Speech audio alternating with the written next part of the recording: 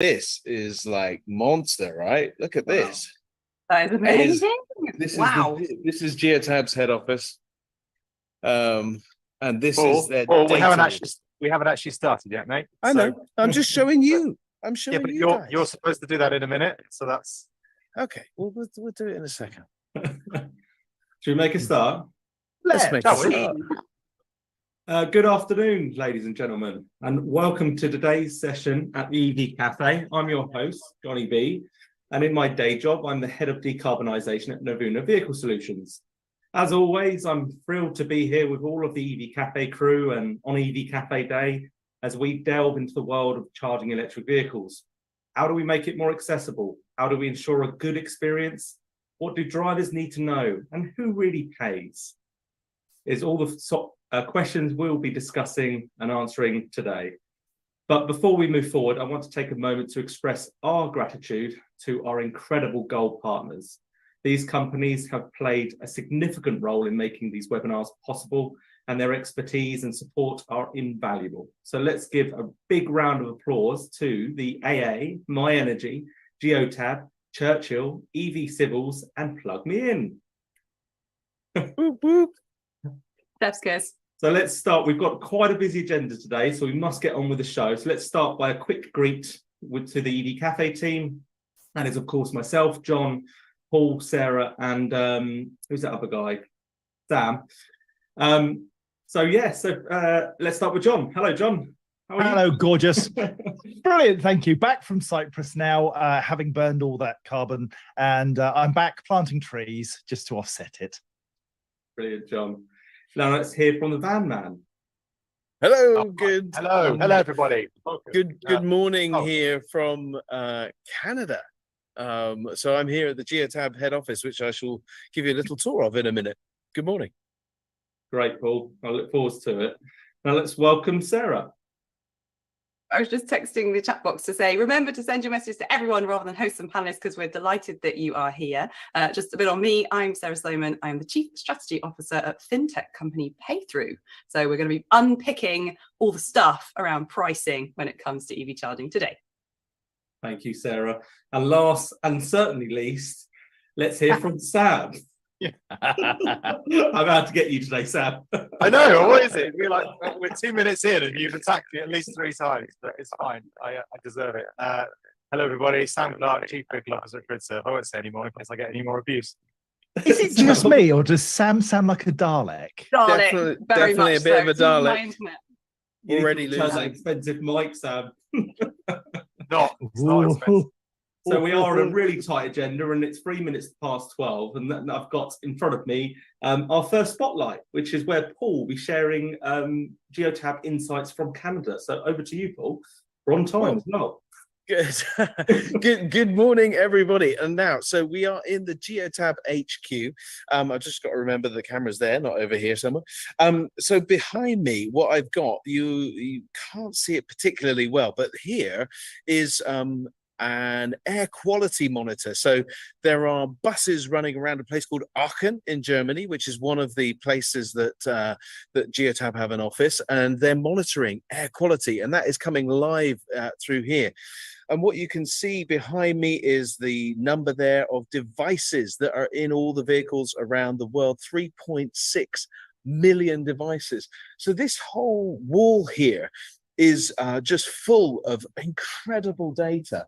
935,000 queries run, and this wall goes on. So it's all across here. And then we've got even more data down here. So what this tells us live instantly is that 1.9 million vehicles, it's just up there, have woken up today. So that's how many vehicles are awake. We've done 47,000 trips to the sun. I'm not sure if that's past 30 days. We've done 126 trips to Mars in the past 30 days. And total kilometers driven in the past 30 days, 7.1 billion on all the vehicles that are connected to Geotab devices. So we also get, so one of the important things about EVs in particular is temperature, right? And rain and weather and all those kinds of things. And up here, we've got all of the data around the temperature from the vehicles all over the globe. And they also know about precipitation. And that is simply gathered by the fact that the windscreen wipers come on. So this is the level of data and information that Geotab can surface. And that enables us to make intelligent decisions. And with their AI, and we're going to talk about their AI in the after hours, we can get really quick insight to be able to drive change for people, both sustainability today, but also insight in how we transition to electric vehicles. So I think a big round of applause, if you don't mind, for the amazing data wall of Geotab. And of course, this building will fill up through the day. And the majority of the people that work within Geotab are engineers, people that are able to bring the data that we've just seen on the wall to life. That's fantastic news, right? It certainly is.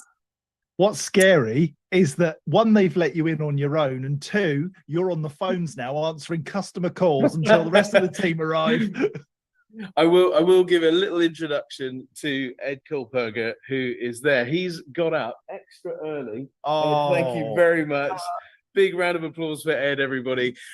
He's looked after us, and he's going to be joining us in the after hours just for a few minutes to talk us through some of the press releases and the information that's going on within Geotab as we have a chat in the future. So I'm going to sit here with my Geotab wall in the background. Brilliant. Thank you, Paul, for that very insightful spotlight on Geotab. Just didn't realise how big the operations were there. So awesome. Let's dive straight into our first discussion of the day. And I'd like to invite everyone to get involved, really, as it's time for us all to come together and shed light on some of the challenges we are facing today in terms of charging electric vehicles. For the audience, you can do this in the chat box and or ask us questions in the Q&A tab. Best question, John decides, gets an EV Cafe mug. But first, we'll go to the EV Cafe crew. Does anyone want to share their experience? Sarah, you got your hand up first. I got in there quick. Can I just say as well, if I go on holiday, do I have to go and find somebody's headquarters to show off about? I went to the Isle of Wight, there was one charger. Shout out to Mer for that one. So actually that brings me to my point. The thing is, hardware and software have always had a number of complexities, and it's our job to make that more simple. So I used to get, why don't you just put in more chargers? And now I get, why don't you just make an app for that? And the expectation from the customer remains the same, which is that more is more, and more just means that it just gets more complicated, more messy. So we did this massive white paper thing last year. We called it Taming the EV Charging Wild West, and had some awesome contributors. And we came up with 7 recommendations. You might have hoped for 10 or settled for 5, but you got 7. So huge thanks to Ollie Crawn, Neil Riddell, Ian Johnson, and Mega Brains at Zenobia, and many, many more. So in at number 1, and I'm hoping this will come up in your fight, you guys, being clear about the tariff, very clear description of the price so that the driver knows what they're paying for, and also making it clear that that price may change if you're about to use a roaming service. 2, combining fees, so not having to go and pay for parking over there and pay for charging over there, and then not talking to each other to tally and correlate. Very annoying. 3, making sure there's open data sharing and interoperability so that you can use whichever app that you're used to and happy with and use it elsewhere. 4, more than one type of payment: app, RFID, QR code, contactless, whatever. Even phone, text, or cash is a possibility, so it doesn't need to be complicated and expensive with retrofitting. 5, a no-brainer for fleet or business drivers, making receipts easy to access, please, or even automatic would be great. And 6, sharing is caring, so letting owners of other charge points allow other users to use them: car parks, landowners, offices, acting like mini CPOs but without penalty. And finally, 7, a subject I find fascinating: fleet hubs. Beautiful, dedicated, well-managed fleet hubs, powered by renewable energy, hopefully, and a nice environment for the drivers. Doesn't sound like a lot to ask, but it is, and I'm hoping that's the direction that everyone will go in when rolling out EV charging. That's it from me. John, did you have your hand up? Yeah, I'd like to talk about dealerships and dealerships being much, much better at being able to help those early days and weeks of getting a new vehicle. Because it bothers me. I see on Facebook forums and on social media generally, people saying, I'm new to this. I need some help. You shouldn't need some help to do your first charge. You should know precisely where you're going, how to do it. And surely some responsibility sits with the dealers to give enough information to start you off. Fair enough, there's a whole journey to have after that. But those first few are nervous times when you go to the charger and you use whichever method you choose. It shouldn't be that way. We need to make this as easy as we can for the customer. Thank you. We have a very tight agenda. At exactly 12:11, I'm due to launch the first poll. So let's do it and on time, and gauge our audience thoughts on the questions around what does a driver need to know before charging. So please could you answer or click the following options you see before you on the screen. Can you see that? Has that come up or not? Not yet. I wish. Oh, it there has you go. now. It has. Oh, it now. has. I wish we Yeah. could do it, but we can't. What does the driver need to No. know before charging? Multiple choice. Oh. And if you're Yeah, 'cause watching these- from LinkedIn or YouTube, well, tough luck. Or click the link in the description and head over to Zoom where all the fun is happening, and you can get involved with this as well. Steve Fletcher's comment, interesting in the chat box. Most of these points feel achievable via ZapMap and ZapPay. Yep, I think you're probably right, Stephen. There are a number of brilliant services which start to pull together and aggregate different charge point networks into one place. I guess we're going to get to the point where we need to aggregate the aggregators to get one network. Anyway. John, I don't think that's ever going to happen. I don't think it should either, because I think if you aggregated the aggregators into one location, you'll end up with a complete monopoly over one company controlling everything, which not only couldn't work, but also you've got margin on top of margin on top of margin, so the prices would escalate as well. So I know it sounds great to have everything all in one place, but the reality is commercial impact means that that's just not viable. The good news is that your fight is with Paul, not with me. Goodbye. Yeah, likewise. I've got some good stuff on roaming to share later. I think I'd like to share the experience of some fleets that I'm currently dealing with at the moment that face the challenge of needing long-term, like 3 to 5 years, certainty of reliable charging during, ideally, vehicle dwell times. And for those fleets that have workplaces, depots, or off-street parking that can be used for refueling, it's considerably easier. But however, for those without those options, the costs can quickly add up. The loss in downtime, family time, operational disruptions can significantly impact businesses and driver well-being. So the consideration with charge point operators and working with fleets, and I think that Geotab and vehicle data feeding into those CPOs can certainly help. So I don't know what Sam's doing with his screen there, but hopefully he's got that. He's got fight notes. He's got his attack plan. I can't wait. So I'll end the poll at that. I think we've got a good 80% of our audience participated, and we'll go to the results in just a moment because it's time to hear from our experts. First up, we have Sam Clark, who will share his insights, and then we will hear from our experts. Sorry. What have I done to you today? I don't know. I don't know, but I love it. He's also going to pay for it too. But Sam, take it away. are we not going to put the poll up first to see what the No, I Yeah, put what it is on the the agenda at 12:20. I put the poll up, so I can okay. share the results now if you're. If I it's suppose share the results, and then we'll see what happens before and after. And then we could do it again afterwards. Yeah. Oh, that's good. That's really good. Okay, right. I'm happy to start now. Oh, that is good. Get on and start then. All right. Then. So, Johnny, may I continue? Yes, you Okay, here we go then, ladies and gentlemen. All right, so firstly, why do I think I should be giving an opinion on the topic of what a driver needs to know before charging?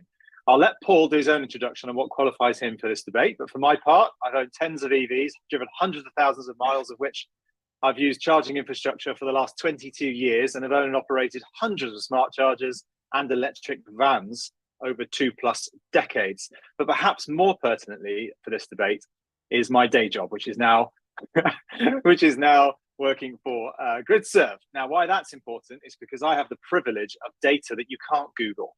Now, that includes 160,000 public charging sessions a month and tens of thousands of data points on what customers really want. Moreover, I have consulted with a CEO of one of the other leading charge point operators, so not GridServe, but Osprey, Mr. Ian Johnson, a good friend of mine, and also just maybe one of our upcoming guests. And would you believe it? We all agree.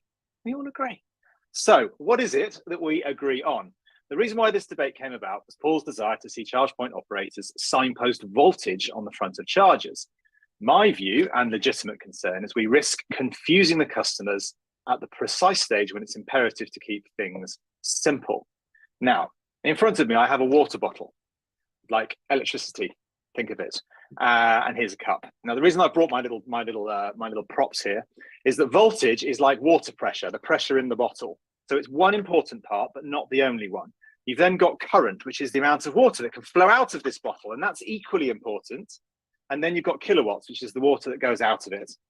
In addition, you've got kilowatt hours, which is the amount of water you can store in a particular vessel, or in this case, a cup, but also a battery.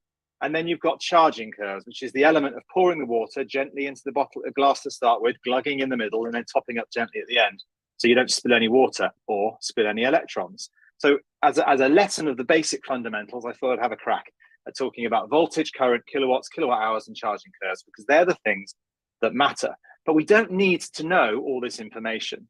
Now, I think it's potentially reasonable to display things like voltage and current on chargers, maybe somewhere in small print somewhere, but even that has the risk factor, as it's been demonstrated on some charge point operators that have shown different voltages for different kilowatts. It's just confusing. Moreover, what's also really important is that the new chargers in the domain now are all 1,000 volt and 500 amps up to 360 kilowatts anyway. So whether you're driving a car or a 40-ton truck, you're going to be able to charge no matter what the voltage is, and therefore that's not that relevant. So what is the real goal here? And Sarah sort of touched on this before, but I've come up with 3 things which I think are really important in terms of this charging experience. First one is know your car's capabilities. So know what a charging curve is, perhaps know how long it takes to charge between 20 to 80%. Know whether if you wish, whether you're a 400 volt or 800 volt platform, and just know that the higher one means you'll be able to charge faster, in the same way that 5G is faster than 4G. We probably don't know what a G is, but we know that one is better than the other on our mobile phones. And know its maximum level of power in kilowatts. And the group of experts that I consulted with all agree that we should have that displayed on the inside of the charging flap in the same way that we have petrol and diesel on the inside of an internal combustion engine car. So at least we can get that information right at the source when someone's going to charge. So that's the first one, is know your car's capability. Second one is know what a kilowatt is, because that's what it all revolves around, is what a kilowatt is, your measure of power, which ultimately dictates how fast your car will charge. And finally, a kilowatt hour. Why is that important? Well, because that's the metric of the units that you consume, just like you do on your utility bill. So the number of kilowatt hours is the amount of money that you're going to have to spend for your charging session. So my overarching conclusion is we've got to keep things simple, guys. Voltages and current will confuse people. Kilowatts and kilowatt hours are the key metrics that people need to understand, because a little bit of information can be dangerous. Too much information will cause confusion, but the right amount of information will cause an understanding. So for me, the correct answers to the poll, which actually are already there in terms of what people have already said, is that kilowatts, kilowatt hours, and those sort of metrics are the key components to a charging experience. And with that, my 4 minutes or so is over. Thank you. I will give round of Very applause. good. Very well done. Very Very nice. well Lots done. of positive comments in the chat. Nice analogy. Absolutely. Yeah, thank you, Sam. And I do like that explanation on charging, keeping it simple. So let's You hear are from welcome. Paul as he takes stage to discuss this very crucial topic, and possibly why we should care more about educating drivers and fleet managers on voltages. So Paul, over to you. And Sarah, get the popcorn back out, please. I will just say this. At the moment, as it stands, voltage of vehicle comes in at 13%. Voltage of charger comes in at 22%. Let's see if Paul can change people's minds. Sam was just drinking electricity. Yeah, I was. Sorry It's about very that. dangerous, very dangerous. There's children watching. So what qualifies me to talk about this? Well, I haven't had 20 years experience of charging, and I don't know the technical side of things. I'm not a scientist, and I haven't got friends in high places that that can help me kind of make decisions. So I think I'm like 98% of the people in the country that don't have the information and don't have the understanding in order to get a good experience. For instance, the chap that drove around the country in his Porsche Taycan and took about 8.5 hours to get from where he was going because he didn't know the charging speed on his vehicle. He didn't know that if he pulled into an 800-volt charger, he was going to might get up to 270. But if he went into a 400-volt charger, Johnny, can we do that at the end, not in the middle of me talking? Yeah, apologies. Yeah, let's let people make the decision at the end. Diversionary tactics. I'm calling foul. Foul. Don't give him any excuses at the end, please, because he did that last time. Oh, anyway, yeah, sorry, Paul, carry on. Indeed. I'm not sure that I interrupted anybody or had any interruptions. Anyway, so the important thing is that people understand. Now, I think 3 people are responsible for this, but let me first reflect back on a meeting I was in some 3 or 4 years ago, where it was an LCV working group for the BVRLA, and somebody in the room said, we need to hear what customers want. And there was a chorus of cries in the room saying, no, actually, we need to help the customer know what they need. Because the bottom line is, people don't know what they don't know.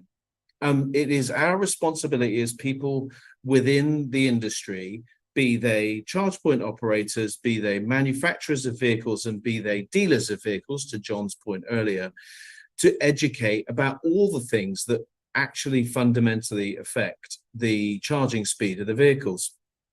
So we often talk about a 350 kilowatt charger. So the 350 kilowatt charger is a conditional thing, and no vehicle currently charges at 350 kilowatts. So, advertising a 350 kilowatt charger, is that really helpful? It gives people the impression that they might get 350 kilowatts from the vehicle.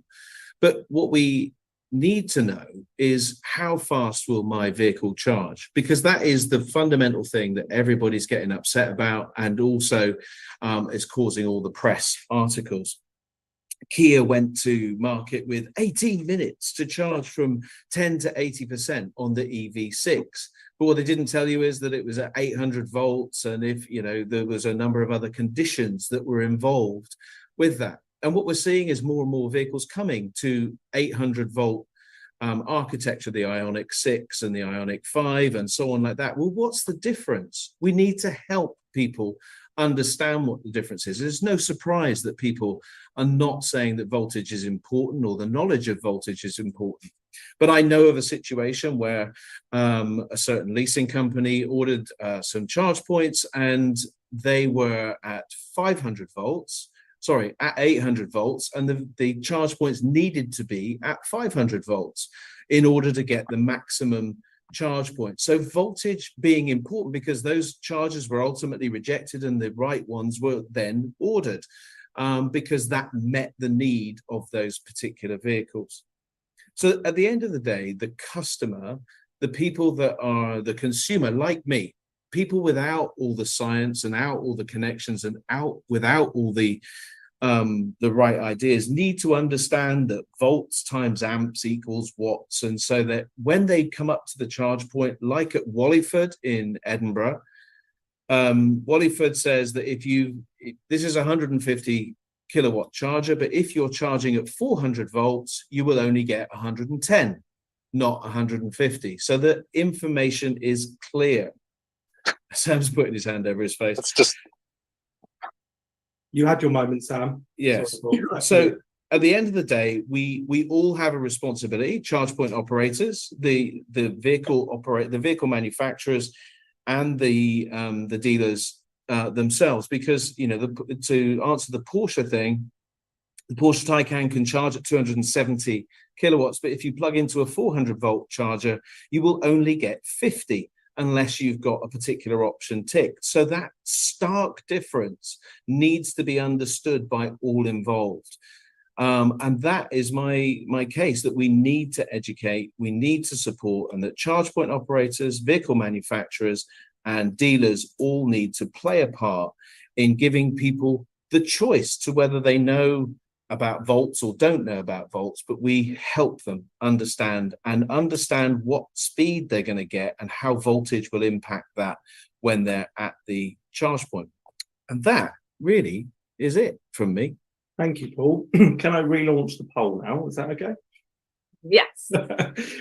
So with the insights from both Sam and Paul fresh in our minds, let's revisit the poll. Give me a moment. And so did the debate change the outcome? Let's see if there's been any shifts in our audience's opinions. So remember, it was around 13% or so was on voltage. I think it was. Oh yeah, I took a quite high on the picture of it. I price per can't remember. kilowatt hour. Oh, did you? Mm. Yeah, so we had 85% were price per kilowatt hour as the number one thing. How to pay 74%, availability 71%.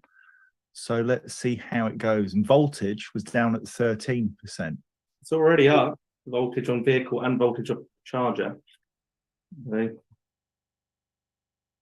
Also, Paul, it's worth scrolling back through the comments. There was actually quite a bit of support for your arguments there. It's all new to me, which is why I'm keeping quiet. I do know, as a consumer, would knowing the voltage actually change my behavior in any which way? Would it make me choose a different charger to another?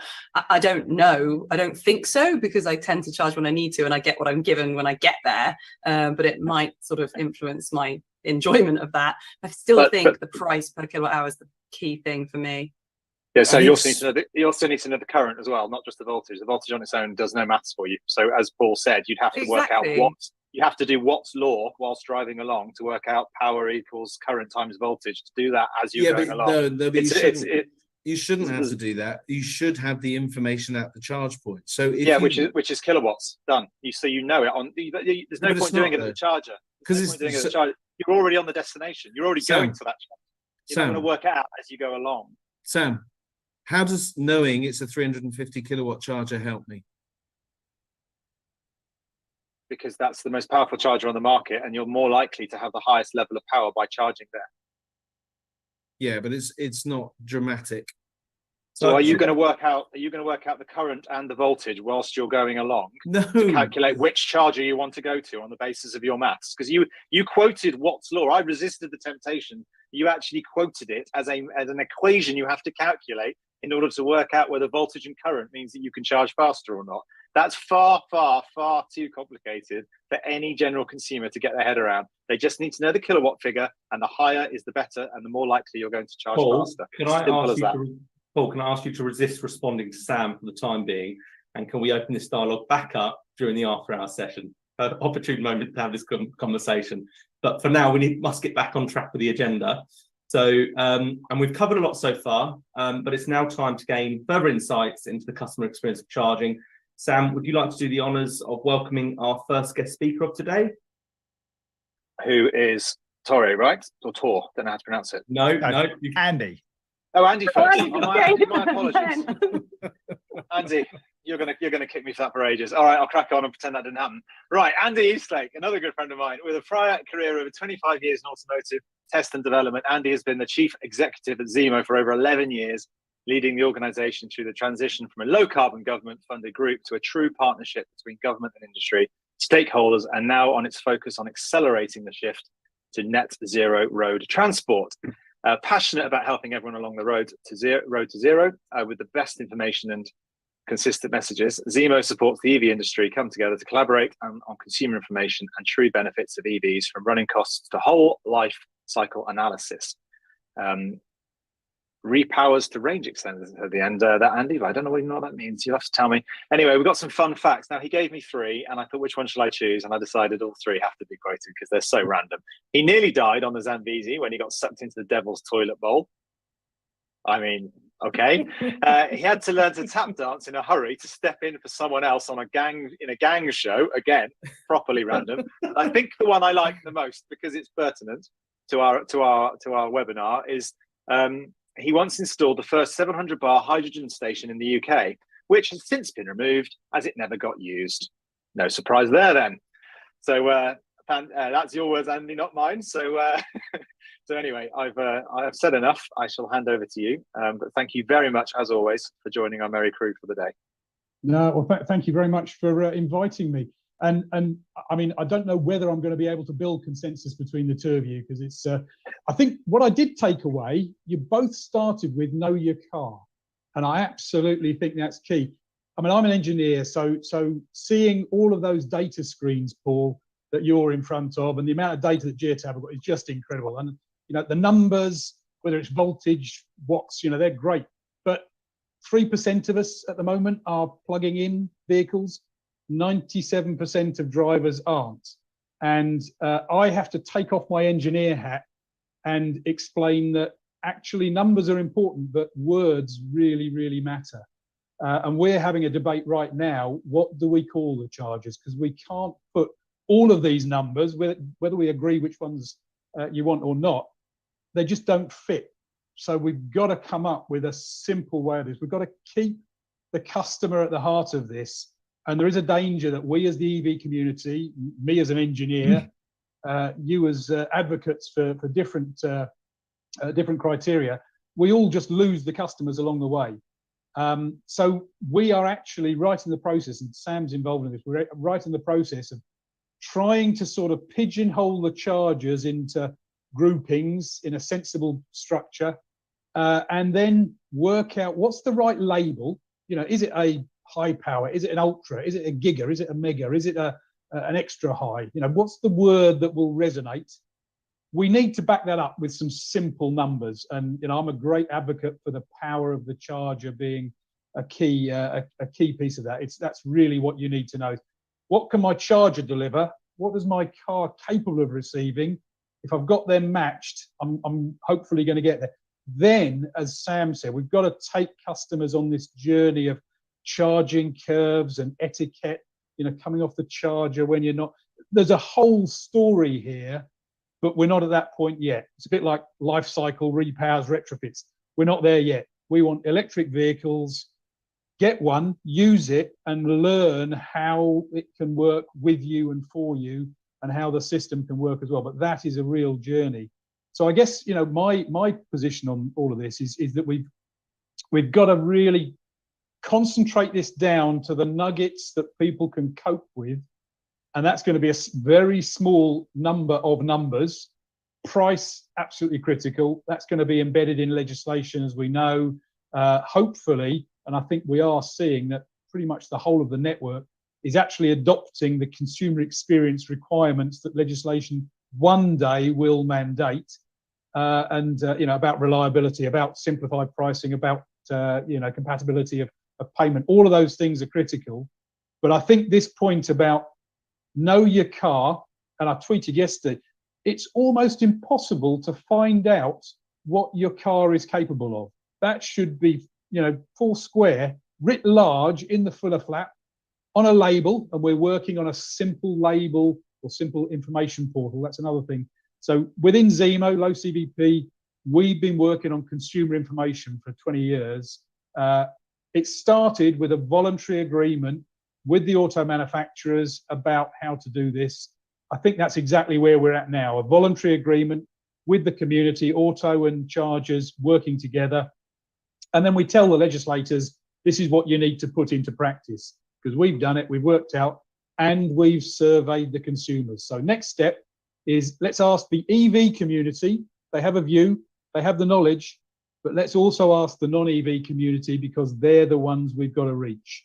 I mean, I'll sit here and debate what's an Ohm's law and what's law with you day in, day out, but you know, that's a very small minority of society. So I think I'm going to have to come down on the side of Sam on this one, I'm afraid, Paul.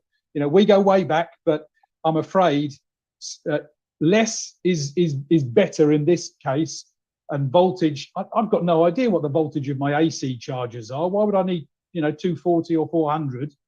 I don't need to know the voltage of my DC. I want to know, is it a big one or a medium-sized one? And is my car, you know, has it got a big pipe or a medium-sized pipe to receive it? And that's kind of as far as it needs to go. That's pretty much where I sit. So sorry, I think I've come out in favour of the blue corner. I don't know whether that helps or not. Turquoise, maybe. Thank you, Andy, for shedding light on how important it is to keep drivers in mind and how we educate without necessarily confusing. For me, it's always been when I'm talking to someone new, it's talking from experience, first-hand experience, and that's another reason why the EV Cafe is in existence. I would say this. I would probably say when it comes to drivers, I'm probably sitting on the fence of Sam, but it still matters for those that are making those decisions, those persona groups that are making those decisions and implementing infrastructure or implementing vehicle fleets and stuff like that. But for the driver, yeah, I'm very much on the side of trying to keep it simple so we can make that transition. I will say that we are a little bit behind on time, so we will need to go straight on to the next speaker and ask your questions shortly afterwards. So let's without further ado, let's explore how software can enhance the charging experience and provide greater control. Joining us is Tor this time, Sam. So over to you for the introduction and fun facts, hopefully. Thank you, Johnny. I think I can't see him as a panelist though, so I don't know whether he needs updating while I'm in. Tor is there. He is there. Okay. Well, you guys do that. You do you, and I'll do me. Okay. So Tor is a seasoned expert in the industry and mobility sector. He brings a wealth of knowledge to the table, being a trailblazer in the mobility market. He's been at the forefront of developing charging infrastructure and software solutions for electric vehicles since 2014. In 2019, he founded Spirii, driven by the realization that the global EV market was in need of EV charging. It could not only unleash the potential of electric vehicles for businesses across industries, but also simplify and optimize EV charging for all drivers. With a mission to democratize the EV charging space and liberate EV drivers, that's a lot of big words, Tor is now expanding the reach of the Spirii platform to global markets. And the thing that I have failed miserably on is print out the bit with your interesting facts on. So I don't know what they are. Cool. First of all, thank you for having me. Can you see me and hear me? That's my first time. Yes, great, because it was a bit stressful to enter this this room. Thank you so much. I have listened with great interest, but you were not able to see me, but that's fine. First of all, I fully agree on that this discussion is sort of super interesting and it's super important for the future of mobility and how we sort of drive the whole transition going forward. I'm actually neutral, as I am not in favor of any of, I'm actually in favor of all the arguments being said, but it all comes down to that the different EV drivers have different needs and we need to cater for all of them. The software is key. The software is the thing who is actually going to make this happen. The charger itself is actually something just out there, a plug.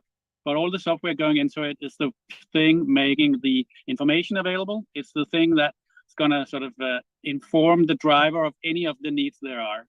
And I am in favor of less is more, if that is sort of to make this more easy accessible, more easy sort of addressable for the EV driver.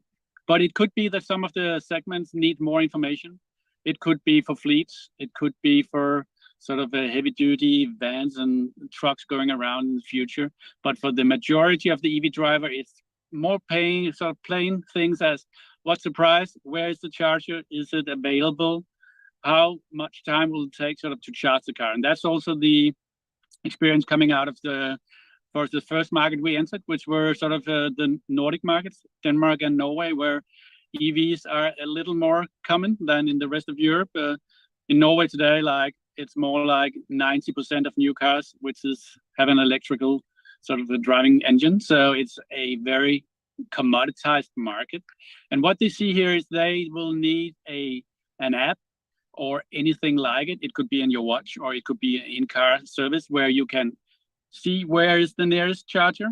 There should be open roaming to it, so you can actually access all chargers with the same device.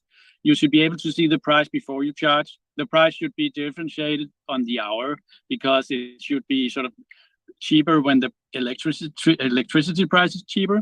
You could be able to see what's the charging speed which is available at that side. And I fully agree that it's not always the relevant information coming out of the charger because the car is the other end and the car is defining how much power could actually be accessed. But in some of the modern apps, including the one we are sort of supplying, you can also enter your car and there is basic information on sort of the normal sort of speed that car can address. But it also comes down to the charging state of the battery, of course, and all other technical things. So you will not always be accurate beforehand. But the apps on the market today allows you to see the price, to see whether the charger is sort of available or not. It allows you to sort of charge whenever you want to charge, or you can sort of reserve the charge and charge sometimes in the next couple of hours when the pricing is right. All of these things is available, and you can see how much you pay and how you pay. And if you have a fleet car, the payment is sort of provided to you, to your employer, and you don't have to pay it for yourself, and you have a charger at home. You can also sort of make sure that the reimbursement for the electricity you use at home is being provided to you, so that your car is being paid off from your employer. All of these things is available, and it's available because of the software, and the software is the key to the future. And all the new value streams coming in, which is going to bring the cost of having an EV down, like integration to grid, integrating to other energy demand systems like battery and solar, and all of this is going to be addressed by the software. So the good thing is all of this is available. It's there in the market, but I think it's around to making sure that people actually know it's available. And there's a lot of, legacy crappy stuff out there. And if people have sort of tendency to go for that one, they have, of course, the wrong picture of what the market can do already. So that's my first introduction to it. Thank you, Tor. Wow. So it's a really comprehensive software platform. Why is it that we still have these crap systems in some charge point operators when such great software platforms are available? I think it's just because of the prematurity of the market. This is a market where so many people just entered, and they maybe made their own app. Maybe some of even the bigger utilities made a crappy app because they thought, we are a software company, we can do it. But really, this is you need key competence to do it, like in any other software. And already now the market is maturing, so people will move away from the crappy apps and the crappy information they get, and they will find out which are the better ones, and there will be consolidation. So it will be a commoditized software market very in the very near future, and you will have a much better user experience, because it all comes down to user experience. To make people drive EVs, they will not like having to look for a charger. They will not have to drive and find out the charger is occupied. They will not go there and find out the price is 10 times the amount they actually expected. This will these kind of apps supporting these kind of information will die, and the better apps which is out there, and it's not only Spirii, there's also sort of a handful of others. They will be sort of the prevailing ones, because software have to be deployed via software firms and not only charge point operators who actually more excel in hardware and installation and stuff like that. Well, we've had a comment from Robin Hughes in Hong Kong, he's asked, is Spirii available globally? Is it available in Asia? I guess yes. It's available globally. Our main market is Europe, since sort of the EV adoption came earlier in the Nordics. Then we moved to sort of cover the rest of Europe, and we're already in the UK as well. But we are globally and also in Africa, so it's everywhere. And it's actually because software is scalable. Software, the only thing we need sort of to scale into these new markets in which we have done is sort of the language packages, the currency that we're gonna sort of deploy, and that is as we are cloud-based, we can deploy within 2 months in any country, and we do that. And the final bit from me, if I may, is how do people contact you to start a discussion? Of course, we have a web page. We much rather want sort of to have if it's a B2B customer like a CPO, which we are our main customers, they are just to contact us directly via Spirii.com interface. We also, if it is an end user, we have our Spirii app, Spirii Go app, which is of course free to download. And we only sort of, as we are to liberate the EV drivers, we don't put a extra charge on top. It's for them to charge as the rates of the individual CPOs charge their prices. But we are really to make all chargers intelligent. So for every CPO out there needing the better system, they should contact Spirii or one of our good colleagues out there, because the user experience is the business case for them. Without a user experience, they will not have any volume coming in. So it's not a hardware game. This is a software game for the future, and they should remember it. Absolutely superb. And in the chat box that we have online, Sarah has kindly put some information about contacting, as has Sebastian Fleischhacker, who's a wonderful representative for the organisation. So thank you very, very much for your time. Johnny, back to you, my friend. Yeah, no, just to echo those thoughts. Thank you so much, Tor. Please do stay on. And could I kindly ask that Andy to come back as well, as it's now time to address some of our audience's burning questions. JC, back to you, our mail boy. Floor is yours. You're very kind. Liz Allen has asked a question, Andy, and I think this is one for you. She says that there's a Cenex consultation document on ISO 9001, which is currently being reviewed by ChargePoint operators. And she wonders how this ISO 9001 accreditation will help to deliver a better customer experience, improving processes. Do you think that it will, or is it very much a sort of navel-gazing internal program? I'll be honest, I'm not familiar with that consultation at the moment. So, Liz, I will go and look at that and have a chat and kind of work out.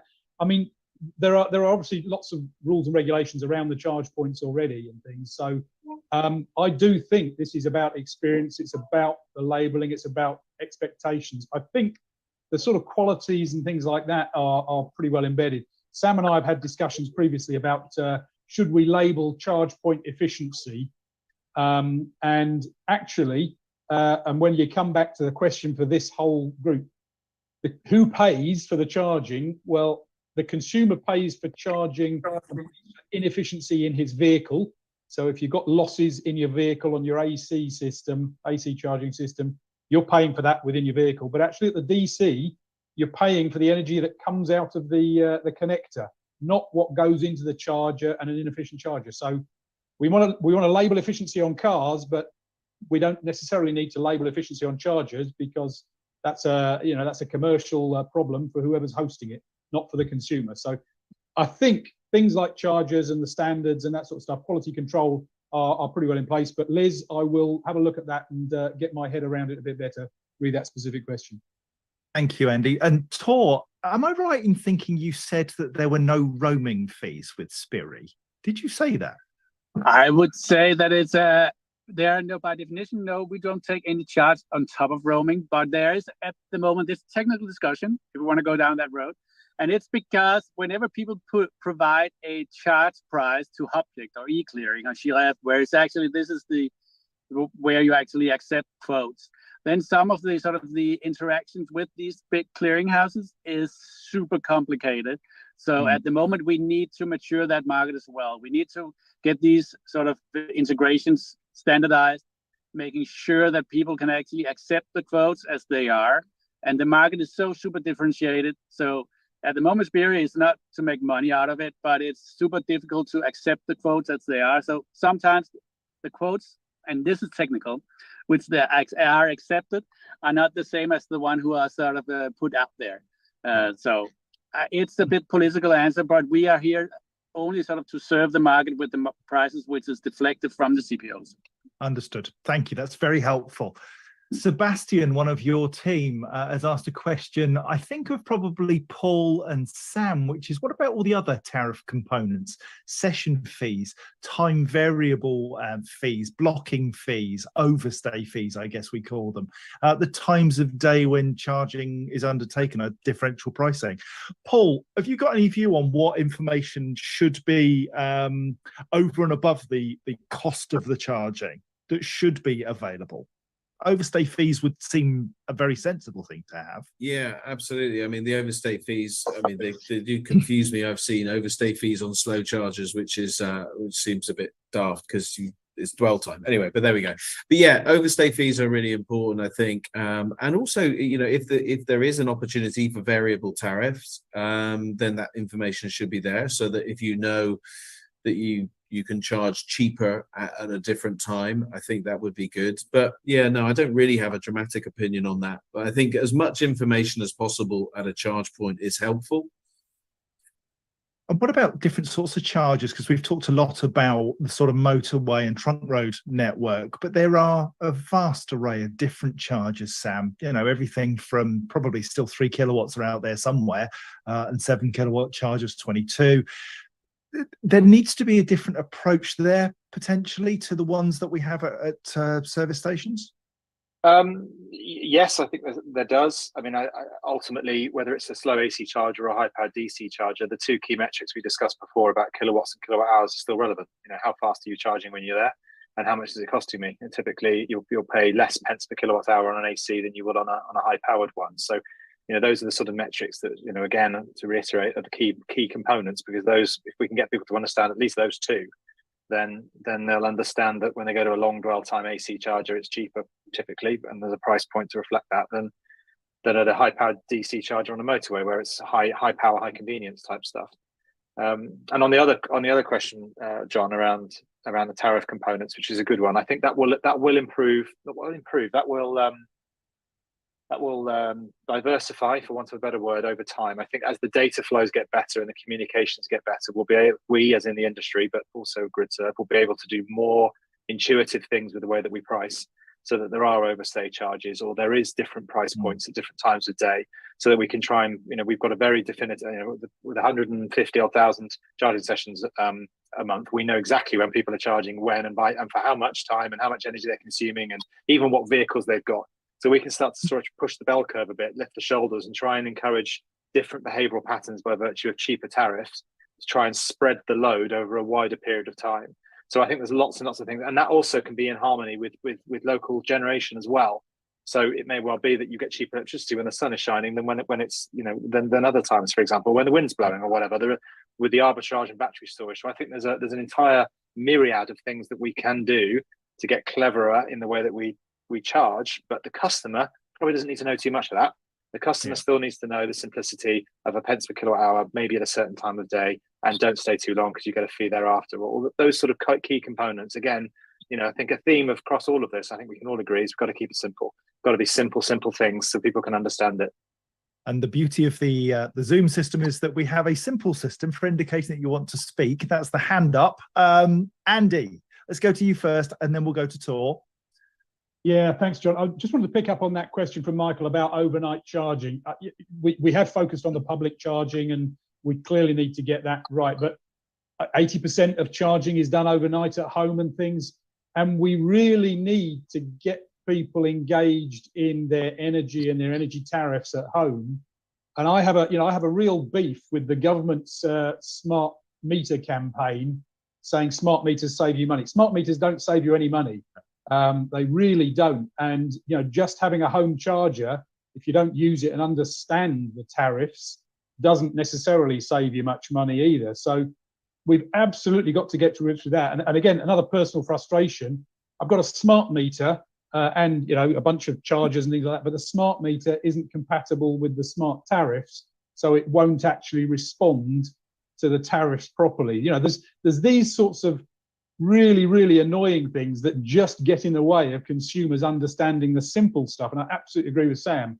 You know, it's not rocket science, but a different relationship with energy, because your electric car can be at least as much electricity as you're using the rest of your home the rest of the year. You know, it's that sort of scale. So yeah, making it quarter the price is pretty valuable if you can do that overnight. Very much. There's also. Can I John, have there's just also a comment? Oh, go on. Sorry. Yeah, it's all good. Okay, because I just want to say this is a truly interesting area, and the software available already allows for that. It's like in sort of the Scandinavian markets, we have a mature market for sort of energy pricing shifting over the day. This has been through via smart meters down to the end consumer. It's both on the public charging, but also on the sort of private charging in the garage. And as sort of the prices develop over time during the day, and it's shown in the app, and you can sort of reserve the charger to start at whatever time you want when it's cheapest. People really use it. Our CPOs in this market region uses like 70% of our CPOs have deployed that to the public charging, and they show it in the app. People know beforehand what's the prices the next 24 hours, and they will use it because it's 3 times higher prices during peak hours than during the lower peak hours, and they will use it. It's a way to sort of making people actually use the power when it's cheaper, but also to make the cost of the common energy grid lesser, because you don't need to sort of strengthen the grid as much when the EV sort of segment grows. This is for sure the better way to drive the future of e-mobility, and the software and the apps is already sort of supplying that in the markets where you have smart meters and you have energy prices, which actually is regulated and shows the market demand over the time of the day. So it's already there, and it's already something to drive. I mentioned Robin Hughes earlier from Hong Kong, and he's going to be in contact with the Copenhagen office to start to talk about how we can take that software to Hong Kong to give the benefits to that marketplace. Fabulous. So thank you for being on today, Tor. Andy, thanks very much. There's a great question. Have we got time for another question, JB, or not? Or should we save it? We could save it for the after hours, if you don't mind. I think it's as we're nearing the end of the session, I wanted just to take a moment to express my gratitude to all the speakers, the debate earlier on, our incredible EV Cafe team, and that the conversation doesn't have to end here. We will be opening the doors on Zoom for an after hour sessions right up until 1:30 this afternoon. So if you are watching YouTube and LinkedIn, I'd like to give you a 4-minute warning now. So you can head over to Zoom and continue these further discussions, but you must click the link and head over soon. And thank you for those that have been watching on other channels. Until next time. Oh, and don't forget to subscribe, like, follow, do whatever on our social channels too. It's worth saying that Florencio Cuervo has said, Sam, the water analogy is what I've used to explain to people that aren't engineers when giving speeches to schools and so on. It's a great analogy. Do us a favor. Would you do a little film of that, just explaining how the system works? Because I think that was just spot on. Yeah, you already have it when you go to the GridServe forecourt. You go in, it's like the screens inside. You probably get it off someone. Yeah, the thing I was trying to illustrate on this one is that the water analogy is one that's quite useful for kilowatts and kilowatt hours in particular of water going into a vessel. But I also wanted to try and demonstrate pressure, which is the pressure of the bottle is the voltage, and the size of the hose or the hole is the current. You know, and those two things are. It doesn't matter how much pressure you've got in here. You could have 1,000,000 volts, but if you've got a tiny little aperture here with very low current, then you're not going to get any water out. So the two together are integral to how much water flows out, and therefore how much power you get. So that was why I wanted to try and illustrate with a bottle, just to demonstrate it's not just about voltage or kilowatts, or it's a component of all three that ultimately dictate how fast someone charges their vehicle. But we can't confuse people with all of those metrics, because it's too confusing. So we've got to find one commonality, which is kilowatts in my mind. Ian Rose makes a very good point, and it's something that we've got used to at fuel stations. Electronic pole signs at charging hubs. Should we try to make charging more normal for drivers so that we can have that differential pricing that can be shown and changed at the flick of a button through software? Should we be investing in that pricing information being available? Any thoughts? Well, it already is available, but Tor, go ahead. Tor. I was just to say, as you were about to say, it's available, and by the software we already do it, and some of our colleagues out there do it. So when we deflect prices like on the Shell fuel station in areas, they have a pole with the price of electricity. It can go up and down during the hours, like I said, you could say fuel that, but there's a sign on the road with the price of electricity, and they steer it via the software. So it's fully sort of visible like any other fuel in the market. That's really useful. I know Johnny likes a poll. We're not in the after-hour session yet. We'll keep it clean. No, just that you've run 2 polls.